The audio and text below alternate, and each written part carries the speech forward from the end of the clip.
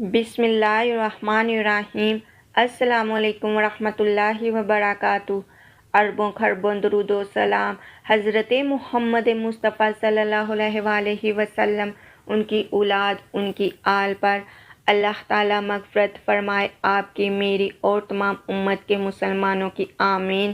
ناظرین گرامی، تہجد کا حیرت انگیز تعارف۔ کیا آپ کو معلوم ہے فرض نمازوں اور قیام اللیل میں کیا فرق ہے؟ سب سے زیادہ تحقیق جو میں نے قیام اللیل کے متعلق کی ہے، اس سے آپ کے تن بدن میں رونگٹے کھڑے ہو جائیں گے۔ میری خواہش ہوگی کہ آپ سب اس ویڈیو کا آخر تک لازمی دیکھیے گا۔ یہ دعوت کا کارڈ ہے رب العالمین کی طرف سے۔ مجھے رات کے آخری حصے کی نماز قیام اللیل نے تعجب میں مبتلا کر دیا، اور میں نے اس میں پایا کہ فرض نمازوں کی ندا بشر ہی لگاتے ہیں، جبکہ قیام اللیل کی ندا رب العالمین لگاتے ہیں۔ فرض نمازوں کی ندا ہر شخص سنتا ہے، جبکہ قیام اللیل کی ندا بعض لوگ ہی محسوس کرتے ہیں۔ فرض نمازوں کی ندا حی علی الصلاۃ، حی علی الفلاح ہے، جبکہ قیام اللیل کی ندا حل من سائل فاتحہ ہے۔ کوئی سوال کرنے والا، میں اسے عطا کر دوں۔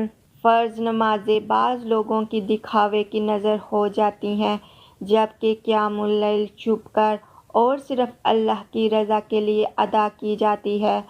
فرض نمازوں کو ادا کرتے وقت مسلمان دنیاوی سوچوں میں مگن اور شیطانی وسوسوں میں مبتلا رہتا ہے، جبکہ قیام اللیل میں مومن دنیا سے منقطع اور آخرت کی فکر میں مگن ہو جاتا ہے۔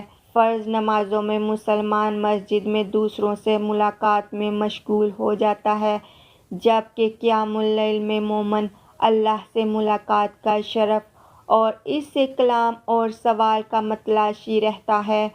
فرض نمازوں میں دعا قبول ہونے کا علم نہیں، جبکہ قیام اللیل میں اللہ نے خود اپنے بندوں سے دعا کی قبولیت کا وعدہ کیا ہے۔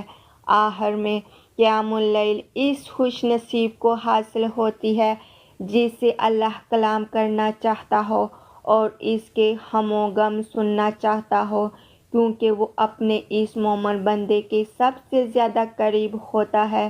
پس خوش قسمت ہے وہ شخص جس نے اللہ ذوالجلال والاکرام کی طرف سے بھیجا گیا دعوت نامہ کارڈ کی صورت میں حاصل کیا، اور اس کے سامنے بیٹھ کر باتیں کی اور اس سے مناجات کی لذتیں حاصل کی۔ جب آپ رات کے آخری پہر اندھیروں میں اپنے مالک الملک کے سامنے پیش ہوں تو بچوں والا اخلاق اپنائیں کہ جب بچہ کوئی چیز مانگتا ہے تو نہ ملنے پر وہ روتا ہے، یہاں تک کہ حاصل کر لیتا ہے۔ پس آپ بھی اپنے رب سے بچوں کی طرح مانگیں، اپنے ساتھ دوسروں کو بھی ترغیب دیں تاکہ دوسروں کے عمل کا آپ کو بھی پورا اجر ملے۔ ناظرین گرامی، اگر آپ کو میری یہ ویڈیو اچھی لگی ہو تو میرے چینل کو سبسکرائب اور ویڈیو کو لائک اور شیئر لازمی کریں۔ اللہ تعالیٰ آپ کا حامی و ناصر ہو، آمین۔